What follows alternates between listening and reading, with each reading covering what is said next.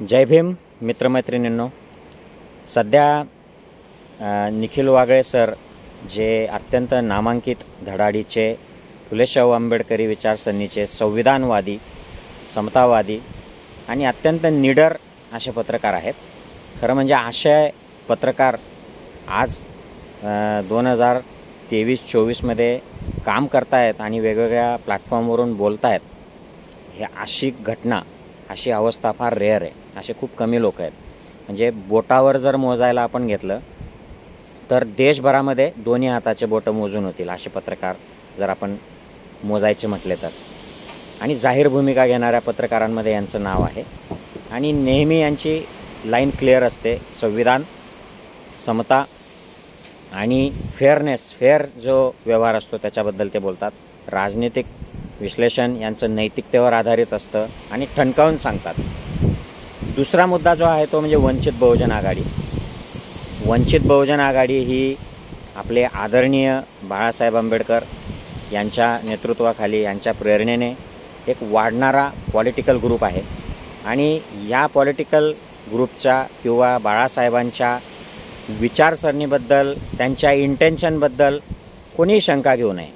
आंबेडकर फॅमिलीतलं की जे आपले सगळ्यांचे वैचारिक गॉडफादर आहेत, बाबासाहेब आंबेडकर यांच्या फॅमिलीतलं हे व्यक्तिमत्व आहे. आणि ती विचारधारा घेऊन ते पुढे निघालेले आहेत, पॉलिटिक्समध्ये पडलेले आहेत. त्यामुळे वैचारिकदृष्ट्या, आयडिओलॉजिकली आपण जे सगळे फुले शाहू आंबेडकरी संविधानवादी लोक आहोत, आपलं पॉझिटिव्हच मत आहे या संघटनेला. आता अनफॉर्च्युनेटली मात्र गेल्या काही दिवसापासून वंचित बहुजन आघाडीबद्दल किंवा प्रकाश आंबेडकरांबद्दल ज्या पद्धतीने निखिलजींनी काही प्रश्न उपस्थित केले आणि मॅक्स महाराष्ट्रावरून त्यांचा जो इंटरव्ह्यू प्रकाशित झालेला आहे तो तुम्ही सगळ्यांनी नक्की बघा. हा फेसबुक, यूट्यूब, मॅक्स महाराष्ट्राचे जे आहे त्याच्यावर उपलब्ध आहे.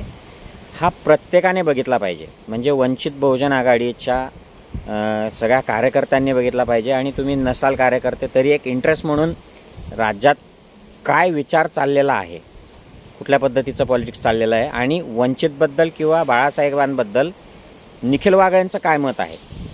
आणि तुम्हाला खरं सांगतो मित्रांनो, मी माझ्या इंटेन्शनवर, माझ्या आयडिओलॉजीवर कोणीच शंका घेऊ नका. मी काही 1-2 गोष्टी माझ्या फेसबुकवर टाकल्या तर मला वंचितचे जे समर्थक आहेत काही, ते अद्वा स्वरूपाच्या कमेंट्स लिहू लागलेत. तर वाईट वाटतं. म्हणजे ज्या फुले शाहू आंबेडकरी विचाराची मशाल पेटती राहावी याच्यासाठी जे कार्यकर्ते काम करतात आणि त्यात या अशा वातावरणामध्ये काही लोक रिस्क घेऊन काम करतात, वोकल असतात, सगळं बाजूला सोडतात. त्यांना त्याच्यामधनं काही पॉलिटिकल गेन होत नसतो, उलट पॉलिटिकल लॉस होतो. विद्रोहाची भूमिका घेतल्यामुळे आर्थिक फायदा होत नाही, उलट आर्थिक लॉस होतो, व्यवसायात लॉस होतो, समाजामध्ये देखील, नातेवाईकांमध्ये, आपल्या मित्रमंडळींमध्ये लॉसच होतो अशा भूमिका घेतल्यामुळे. आणि अशा भूमिका घेणारे जे मोजके लोक आहेत यांना आपण वेगळं पाडणं किंवा यांच्याबद्दल नकारात्मक असं जाहीर लिहिणं हे बरोबर नाही. आणि मी जिथे व्याख्यान करतो तिथे हा मुद्दा आवर्जून मांडतो की आपण समतावादी, संविधानवादी लोक फार इमोशनल असतो. आपण लगेच एक्सप्रेस होतो की हां, हे संविधानाच्या विरोधात आहे, हे बाबासाहेबांच्या विरोधात आहे किंवा हे आपल्या याच्या विरोधात आहे. आणि यांचं आपलं मत पटलं नाही, आपली मतभिन्नता आली की आपण लगेच एक्सप्रेस करतो आणि लगेच त्या व्यक्तीवर सडकून टीका करतो आणि बाजूला होतो. तर हे काही बरोबर नसतं. तुम्ही जर अपोजिट साईड बघितली, जे मनुवादी, ब्राह्मणवादी विचारसरणीला जे सपोर्ट करणारे लोक असतात ते त्यांच्या पॉलिटिकल गोष्टींना किंवा त्यांच्या विचारसरणीच्या लोकांना आशे घालून पाडून जाहीर मंचावरनं शक्यतोवर बोलत नाहीत. ते सांभाळून घेतात. त्यांना कळतं की हे काहीतरी यांचं कंपल्शन असेल, काहीतरी मजबुरी असेल म्हणून हे त्यातून असे बोलले, त्यांनी अशी ॲक्शन घेतली आणि ते सांभाळतात, एकमेकाविरुद्ध बोलत नाहीत. विचार करा, गडकरींना किती डावललं जातं आहे आज, तरीसुद्धा गडकरी चकार काढत नाहीत. कोणी भाजपचा नेता चकार काढत नाही, ते क्लीन असोत, अनक्लीन असोत. तर ह्या पद्धतीचं आपलं देखील समतावादी, संविधानवादी लोकांचा एक ॲटिट्यूड असला पाहिजे की एखादा क्लिअर समतावादी, फुले शाहू आंबेडकरवादी विचारसरणीचा पत्रकार आहे आणि तो ठणकावून जर बोलणारा आहे तर त्याने जर काही प्रश्न उपस्थित केलेले असतील बाळासाहेबांबद्दल, वंचितबद्दल, तर लगेच त्यांना शिव्या द्यायच्या, धमक्या द्यायचा हे मला पटत नाही. आणि वंचित बहुजन आघाडीला अधिकार आहे की तुम्ही जे बोलता आहात याचे पुरावे सादर करा, तुम्ही याचे डिटेल्स द्या आणि मग ते आम्ही मान्य करू. ही वंचितची भूमिका अगदी बरोबर आहे. पण समर्थक जे लोक आहेत हे ज्या पद्धतीने व्यक्त होत आहेत सोशल मीडियावर, हे मला चुकीचं वाटतं. कारण मग मोदींचे किंवा RSSचे जे अंधभक्त आहेत ते देखील असे ट्रोल करतात, लोकांना धमक्या देतात. आणि आपण पण मग असंच करायचं का? मग त्यांच्यात आणि आपल्यात काय फरक आहे? तर त्यांच्यात आणि आपल्यात विचारसरणीचा फरक आहे. आपण समतावादी, संविधानवादी, फुले शाहू आंबेडकर विचारसरणीला मानणारे, विवेकवादी विचार करणारे लोक आहोत. आणि ते अंधभक्त आहेत. आपल्यामध्ये बाबासाहेबांचंच वाक्य आहे की मला भक्त नकोत, मला अशा अंधानुकरण करणारे अनुयायी नकोत, मला विचार करणारे जे फॉलोअर्स आहेत तसे हवेत. आणि आपणही तेच केलं पाहिजे की तुम्ही कितीही समर्थक असले वंचितचे, बाळासाहेबांचे, तरी हे एक पॉलिटिकल ऑर्गनायझेशन आहे. आणि पॉलिटिकल डिसिजन घेताना प्रत्येक ठिकाणी आयडिओलॉजी फॉलो केली जाईल असं नसतं. मी आम आदमी पार्टीमध्ये काम केलेलं आहे आणि मी बघितलं की आम आदमी पार्टीची आयडिओलॉजी जी होती ती क्लीन पॉलिटिक्सची, याची त्याची. तरी जेव्हा ग्राउंडवर गोष्टी येतात त्यावेळेला जात पात, धर्म, पैसा ह्या सगळ्या गोष्टींचा सामना करावाच लागतो प्रत्येकाला. तसं वंचितला देखील करावा लागतो. त्यामुळे त्यांनी जर काही प्रश्न उपस्थित केलेले असतील तर त्याचं उत्तर द्यायचं असेल तर तो एक पॉलिटिकल डिसिजन वंचितचा आहे.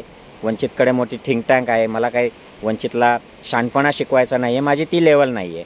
तर त्यांनी तो त्या पद्धतीने ते करतात देखील आहेत. परंतु कार्यकर्ते, समर्थक ज्या पद्धतीने मोदींच्या अंधभक्त असतात तसं जे करू पाहत आहेत ते मला बरोबर वाटत नाही. आणि दुसरा अजून एक मुद्दा जो आवर्जून मला सांगावासा वाटतो की मी पूर्ण पॉलिटिकल सर्कल जे आहे त्याच्या संपर्कात असतो. मी शिवसेना गटाचे जे चीफ आहेत त्यांच्यासोबत अनेक वेळा माझ्या चर्चा होत असतात. काँग्रेसमधले जे उच्चपदस्थ महाराष्ट्रातले आहेत त्यांच्यासोबत बसून माझ्या चर्चा डिनरवर, कॉफीवर, त्यांच्या घरी वेगवेगळ्या ठिकाणी होत असतात. राष्ट्रवादीच्या लोकांशी माझ्या चर्चा चालू असतात विविध. आणि वंचितच्या अनेक कार्यकर्ते माझे मित्रमैत्रिणी आहेत. त्यामुळे सगळ्यांशी मी संपर्कात आहे. मी सोशल मीडियावर ॲक्टिव्ह आहे. मी वाचतो, अभ्यास करतो. माझे खूप नातेवाईक महाराष्ट्रभर आहेत, नागपूरपासून ते मुंबईपर्यंत. आणि मला जो फीडबॅक मिळतो त्या फीडबॅकमध्ये देखील निखिल वागळेंनी जे प्रश्न उपस्थित केलेले आहेत ते प्रश्न लोक देखील उपस्थित करतात. ज्या पद्धतीने वंचितने प्रचार केला, ज्या पद्धतीने त्यांना रिसोर्सेस उपलब्ध झाले, याच्यावर प्रश्न उपस्थित केला जातो. लोक म्हणतात, कोणी म्हणतं 200 कोटी दिले, कोणी म्हणतं 500 कोटी BJPने हे वंचितला दिले आणि म्हणून हे सगळं झालं. तर हे आरोप होणार, हे पॉलिटिकल आरोप आहेत. याचा पुरावा कधीही मिळणार नाही मित्रांनो, लक्षात घ्या. आता वंचितने जो प्रश्न निखिल वागळेंना विचारलेला आहे की तुम्ही पुरावे द्या, दलाल पत्रकार पुरावे द्या, हा पुरावा मिळूच शकणार नाही. तुम्ही लॉजिकली विचार करा. हे प्रॅक्टिकली जेव्हा जमिनीवर वंचितमुळे BJPला फायदा होत असेल तर तो पुरावा आहे. असं कधी पुरावा मिळेल का की वंचितचा कोणीतरी व्यक्ती हा अमित शहा मोदींच्या प्रतिनिधीला भेटला, फडणवीसांना भेटला आणि मग त्यांच्यामध्ये असं ठरलं की आम्ही आता इंडिपेंडंट लढू किंवा यांना जॉईन करून देखील आम्ही यांचं नुकसान कसं होईल ते बघू, असा पुरावा मिळणार नाही. त्यामुळे निखिल वागळेंना हे जे त्यांच्या वेगवेगळ्या सोर्सेसमधून त्यांना जी काही माहिती मिळाली असेल त्याच्यावर आधारित ते बोलले असणार आहेत. याचा पुरावा मिळणार नाही. त्यामुळे आता वंचितने याच्यावर पॉलिटिकल काय स्टँड घ्यायचा तो वंचित घेईल. परंतु खालचे जे कार्यकर्ते आहेत, समर्थक आहेत, यांनी थोडं बंधन पाळावं. आपण वैचारिक लोक आहोत, आपण विवेकवादी आहोत, आपण संविधान मानणारे लोक आहोत, आपण ट्रोल नाहीत. हे भाजपा RSSचे अंधभक्त हे ट्रोल असतात. त्यामुळे माझं मत आहे की याच्यात समजदारीने भूमिका घ्यावी. निखिल वागळे हा माणूस आंबेडकरी माणूस आहे, फुले शाहू आंबेडकरी माणूस आहे. कुठलाच डाऊट कोणी ठेवू नये. मी देखील फुले शाहू आंबेडकरी आहे, कोणी डाऊट घेऊ नये. आणि कोणी डाऊट घेत असेल तर मला काही घेणं देणं नाही, मला काही घेणं देणं नाही.